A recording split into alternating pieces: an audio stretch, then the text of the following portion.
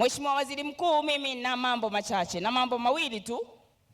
Jambo la kwanza, Mheshimiwa Waziri Mkuu ameligusia mbunge wa jimbo hili, mbunge mahiri sana Mheshimiwa Waitala, ni kuhusiana na leseni walizopewa wachimbaji wadogo wadogo. Juzo TV, sauti ya jamii.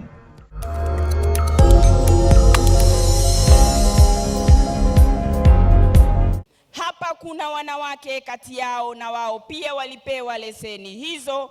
Wanachosubiri Mheshimiwa Waziri Mkuu ni uwezeshaji. Hawajui wafanye nini, mpaka sasa nyingine zimeanza kuchakaa kwenye masanduku yao. Hilo ndio ombi letu kubwa Mheshimiwa Waziri Mkuu. Kama umeona wakina mama na vijana wamejaa hapa, Mheshimiwa Waziri Mkuu, hilo ndilo wamekuja kusikiliza leo. Kauli yako ni dawa kwetu Mheshimiwa Waziri Mkuu. La pili, wewe ni mjukuu wetu. Tunakuomba sana na kukusii, bosi wangu, Mwenyezi Mungu akuongoze. Mheshimiwa Waziri Mkuu, uende ukakae na mama yetu kipenzi Mama Samia Suluhu Hassan, uongee naye.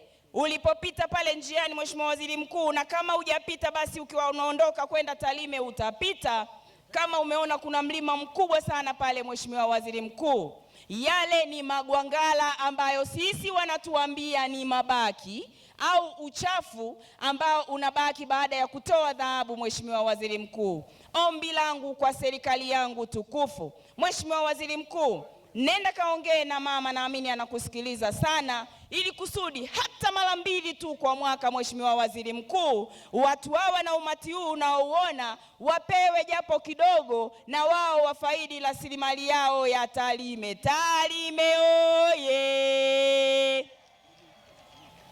Mheshimiwa Waziri Mkuu, ni kweli kabisa unapokaa karibu na uwaridi unanukia.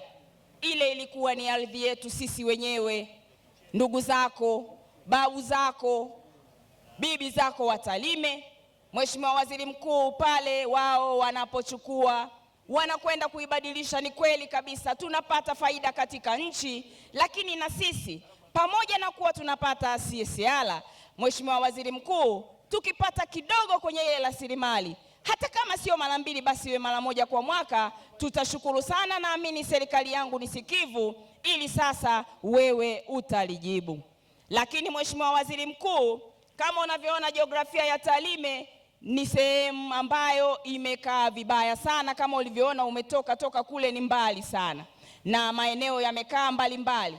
Mheshimiwa Waziri Mkuu, hapa unavyowaona hawa ndugu zetu wanasubiri kusikiliza kutoka kwako, wanatamani, wanaomba tupate mamlaka ndogo kwa kule pembeni. Tafadhali Mheshimiwa Waziri Mkuu, sina mengi zaidi na kushukuru sana. Mwenyezi Mungu akubariki sana. Karibu sana Mara, karibu sana Tarime, karibu sana Mheshimiwa Waziri Mkuu. Leo tumekuandalia kichuli, hakika kwetu wewe leo ni baraka. Karibu sana, asante.